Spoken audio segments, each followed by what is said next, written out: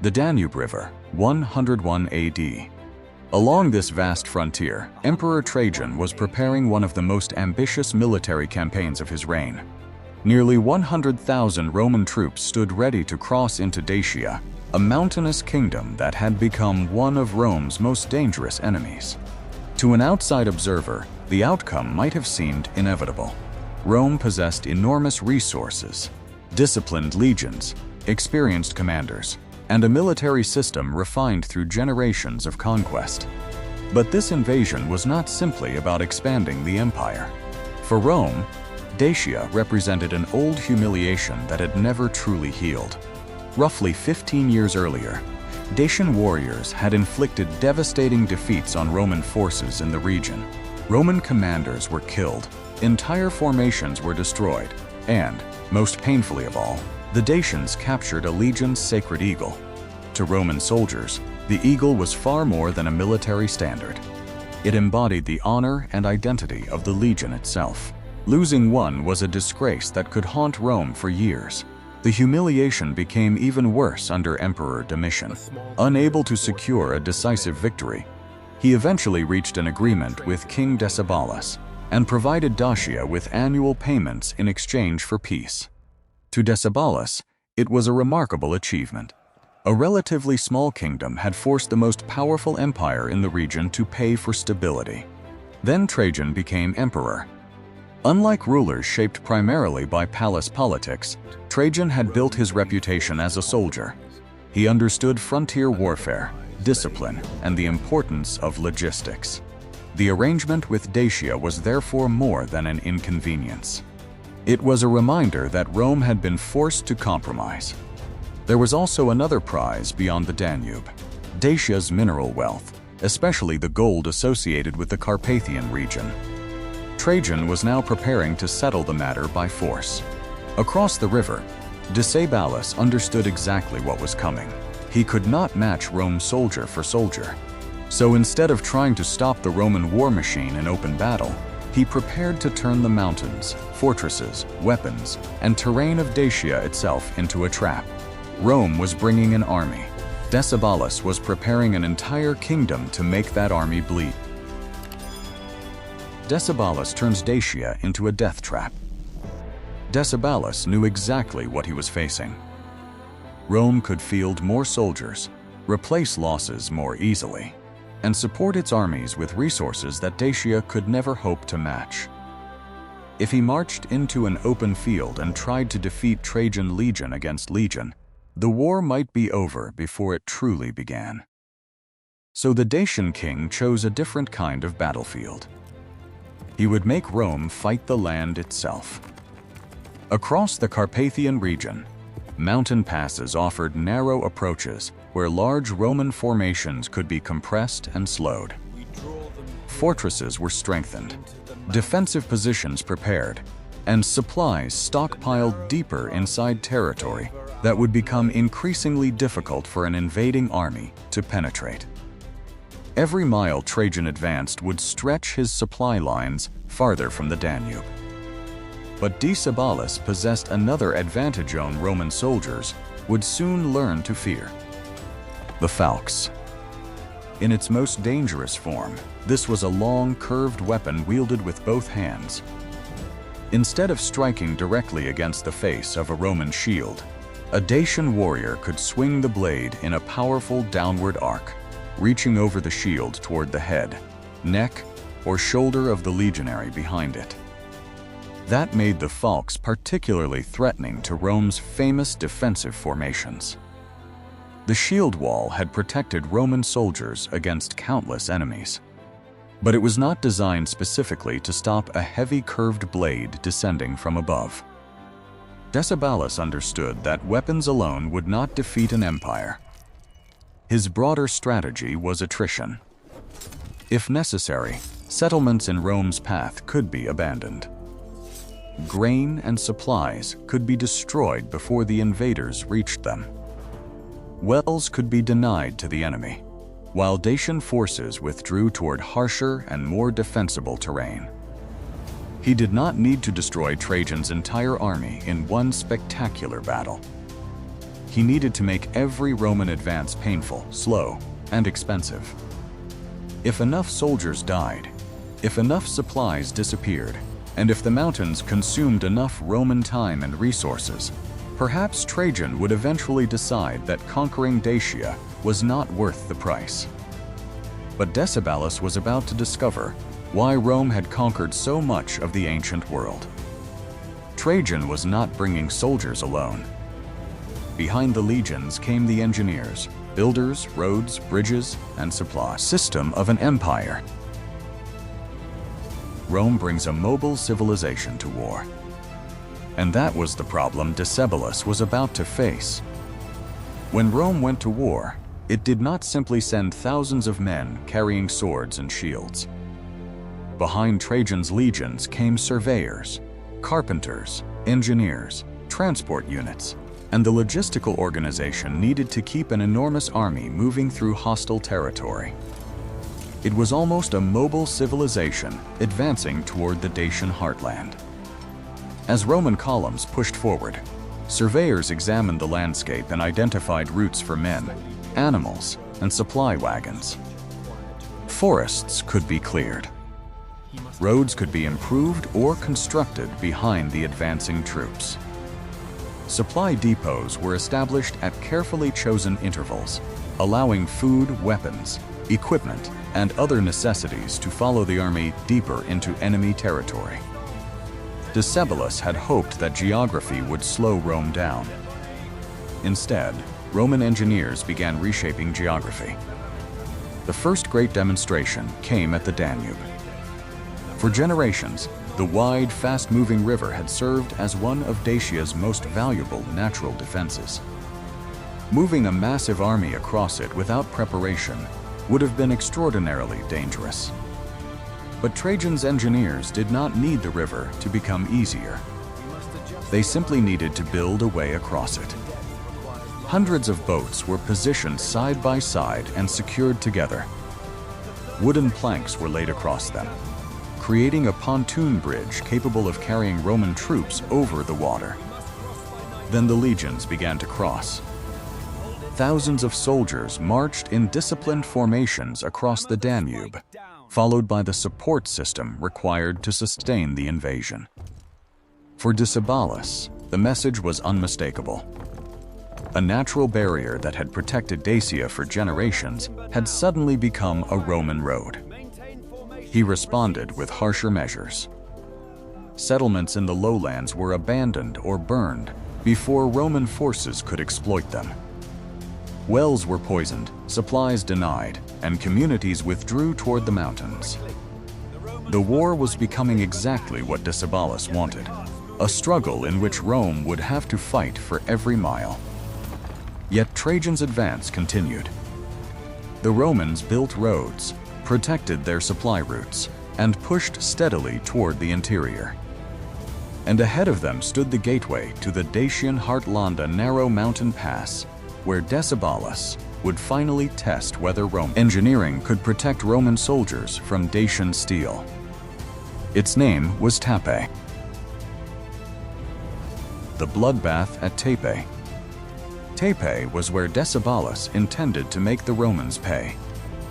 By the summer of 101 AD, after weeks of careful movement through increasingly difficult terrain, Trajan's army reached the narrow mountain pass that guarded the route toward the Dacian heartland.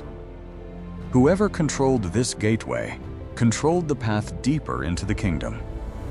Here, the advantages of Roman numbers and organization were harder to exploit. The surrounding mountains restricted movement, forcing troops into a confined battlefield where the Dacians could meet them on more favorable terms. Then the battle began beneath a violent summer storm. Thunder rolled across the mountains as Roman legionaries pushed forward in disciplined formations. Shields locked together, they relied on tactics that had broken enemies across the ancient world. But at Tapae, Decebalus's warriors finally revealed just how dangerous their specialized weapon could be. The Falx came down from above. Its curved blade could reach over the upper edge of a Roman shield and strike the exposed head, neck, or shoulder behind it. Dacian warriors used these powerful downward blows to tear openings into formations that Roman soldiers were accustomed to believing were secure. The fighting became brutally close. The narrow ground filled with wounded men as both sides struggled for control of the pass. Rome's discipline prevented the battle line from collapsing, but victory came at a terrible price. Eventually, the legions forced the Dacians to withdraw deeper into the mountains. Trajan held the field. Tactically, Rome had won. But it was not the overwhelming triumph many Romans might have expected. Casualties were severe. According to the account presented in the source narrative, the demand for medical supplies became so desperate that Trajan himself tore strips of cloth from his own garments to help bind the wounds of ordinary soldiers. Tapae had proven two things. First, Decebalus had been right. Dacia could make Rome bleed for every important piece of ground.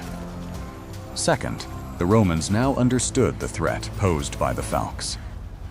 They had survived its first devastating demonstration, and Rome had a dangerous habit of learning from whatever nearly killed its soldiers. Trajan was still advancing, and the road into Dacia was open. But before he could turn victory at Tapae into a decisive conquest, the mountains delivered Decebalus an unexpected ally. Winter was coming, and soon, snow and freezing temperatures would accomplish what the Dacian army had failed to do. They would stop the Roman war machine in its tracks. Winter stops the Roman war machine. The victory at Tapae had opened the road deeper into Dacia, but Trajan soon discovered that defeating Decebalus was not the only challenge. The mountains themselves were about to become an enemy. As winter descended across the region, snow began choking the narrow passes. Temperatures fell sharply. Roads became increasingly difficult to use, and the logistical network supporting Rome's massive invasion started to slow. Supply wagons that had moved steadily behind the legions now faced frozen routes and unpredictable conditions. Trajan had won the battlefield, but he could not defeat the season. Rather than risk exhausting his army in a dangerous winter advance, the emperor made a calculated decision. The offensive would stop. Roman forces established winter camps and prepared to wait until conditions improved. For Decebalus, this pause was an opportunity. He understood that Trajan's strength depended on more than the soldiers standing inside Dacia. Behind them stretched a vast chain of roads, supply depots, grain shipments, weapons, equipment, and reinforcements.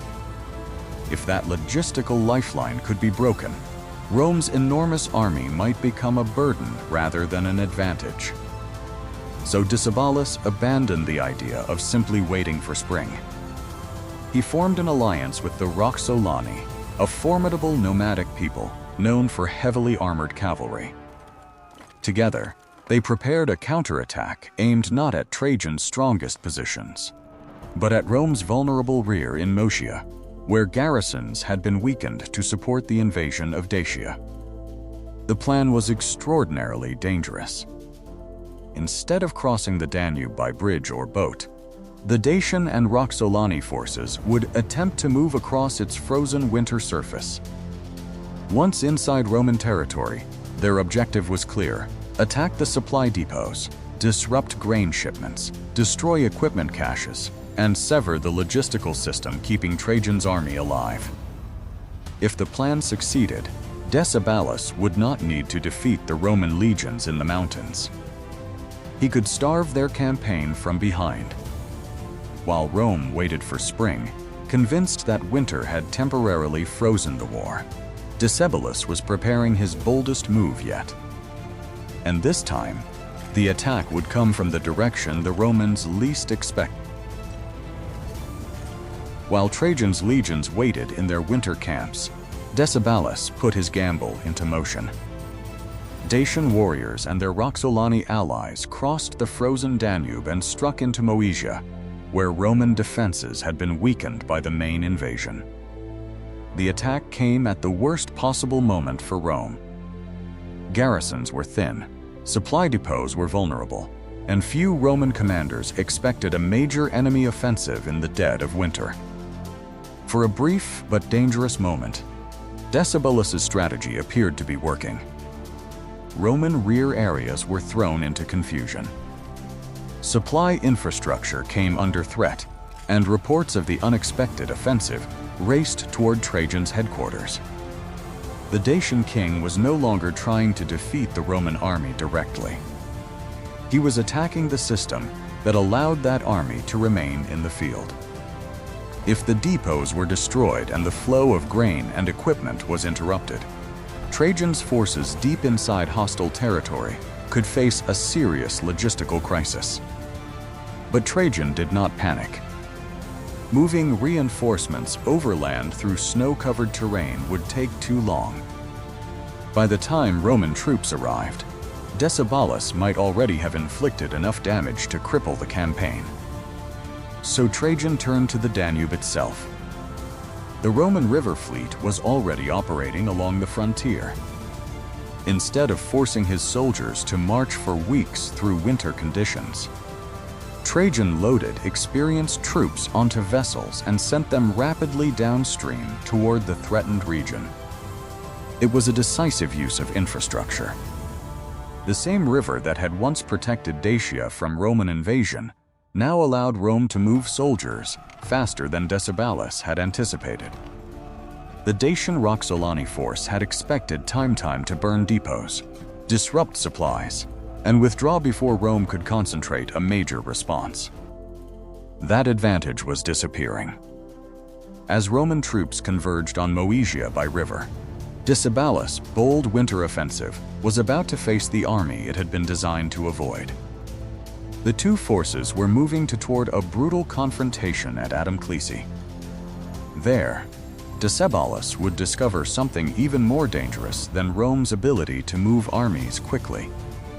The Romans had learned from Tapae, and they had already begun changing the way they fought. Rome learns how to defeat the Falx. At Adamclisi, Decebalus' winter gamble reached its decisive moment. The Dacian and Roxolani forces had crossed the frozen Danube, threatened Rome's rear, and forced Trajan to react with extraordinary speed. But now the Roman troops transported by river were arriving, and the attackers could no longer avoid a major battle. The Roxolani brought one of their greatest strengths: heavily armored cavalry. Riders and horses protected by scale armor could deliver powerful charges capable of breaking weaker infantry formations. The Romans responded with discipline. Legionaries formed tight defensive lines, their spears leveled as waves of cavalry came toward them. Instead of collapsing under the impact, the Roman formations absorbed the attacks and held their ground. But there was another important difference between this battle and Tapae. Rome had learned.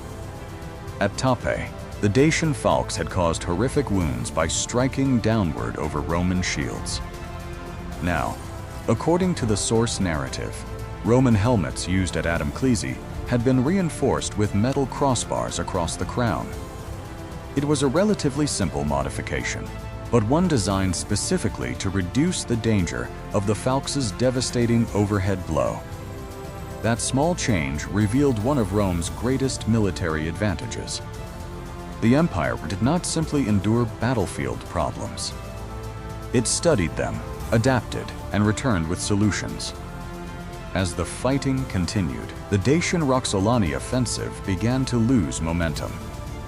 Their forces were already exhausted by the harsh winter campaign and the dangerous river crossing. Now their cavalry charges were breaking against disciplined Roman spear lines, while the weapon that had caused so much fear at Tapae was facing improved protection. Slowly, formation cohesion collapsed. The boldest gamble Decebalus had attempted during the war was falling apart. Adamclesi was not decided by one heroic charge or a single dramatic moment. Rome's advantage came from several smaller strengths working together: faster river transport, disciplined formations, improved equipment, and the ability to respond quickly to an unexpected crisis. Decebalus had nearly turned winter into the weapon that could save Dacia. Instead, Rome had adapted once again. And after Adamclesi, the Dacian king would soon face a terrible reality. His greatest counterattack had failed, and Trajan's war machine was still standing. The defeat at Adamclesi changed the balance of the war. Decebalus had committed to his boldest counterattack at exactly the moment when winter seemed to offer Dacia its greatest opportunity. He had struck at Rome's vulnerable rear, threatened the supply system supporting Trajan's invasion, and for a brief period placed the entire campaign under serious pressure. But the gamble had failed. The combined Dacian and Roxolani force was shattered, and Decebalus no longer possessed the same ability to carry the war into Roman territory. Meanwhile, Trajan's army remained intact. Its logistical network survived, and Rome still had the resources to continue the campaign. The situation was becoming impossible for the Dacian king. By 102 AD, Decebalus was forced to submit to Trajan and accept peace terms deliberately designed to weaken his kingdom. Dacian fortresses were to be dismantled, stripping away many of the defensive positions that had made the mountainous kingdom so difficult to conquer. Weapons had to be surrendered, including quantities of the Falx that had caused Roman soldiers such terrible injuries at Tapae. Roman garrisons were also installed within Dacian territory, allowing Trajan to watch the kingdom closely and respond to any renewed resistance. For Decebalus, the reversal was extraordinary. Years earlier, he had forced Rome to negotiate and receive annual payments under Domitian. Now Roman soldiers stood inside his kingdom. His defenses were being reduced, and his military independence had been severely restricted. In Rome, Trajan could celebrate a major victory.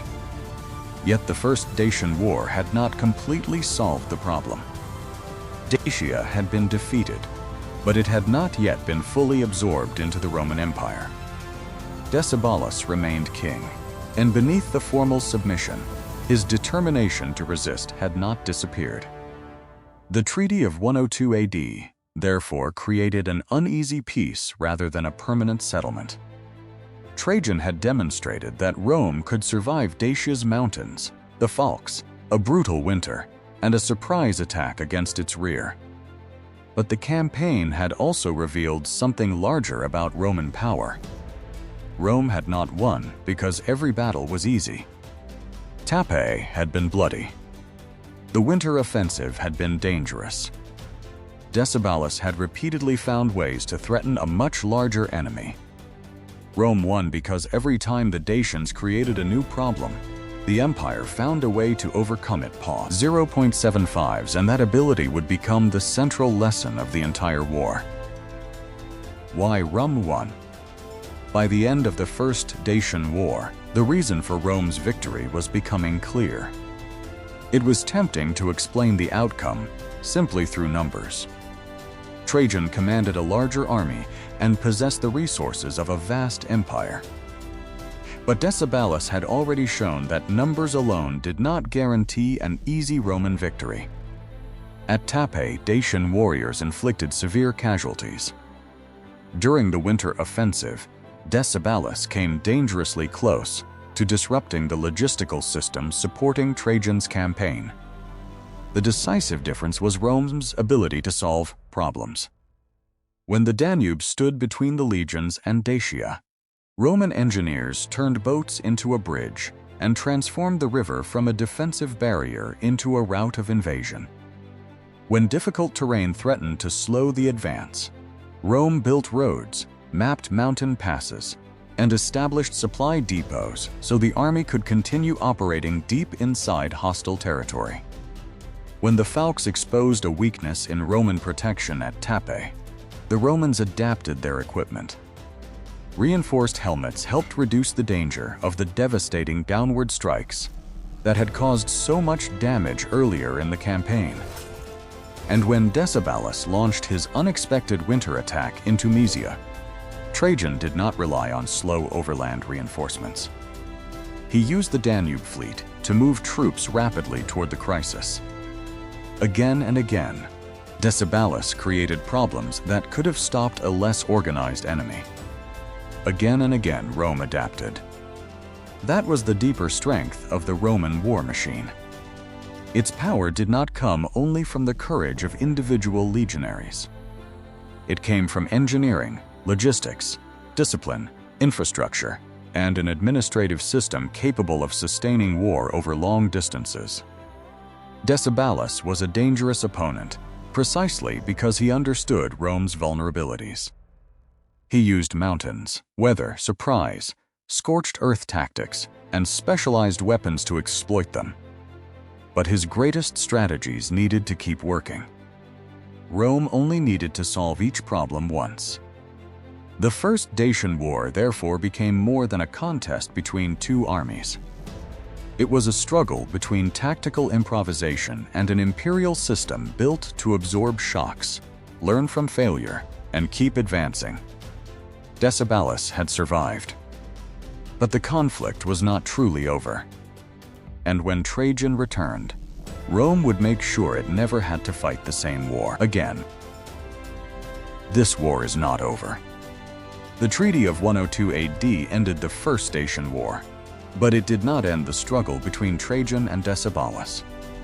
Decebalus had lost fortresses, weapons, and much of his freedom to act. Roman garrisons now watched his kingdom closely.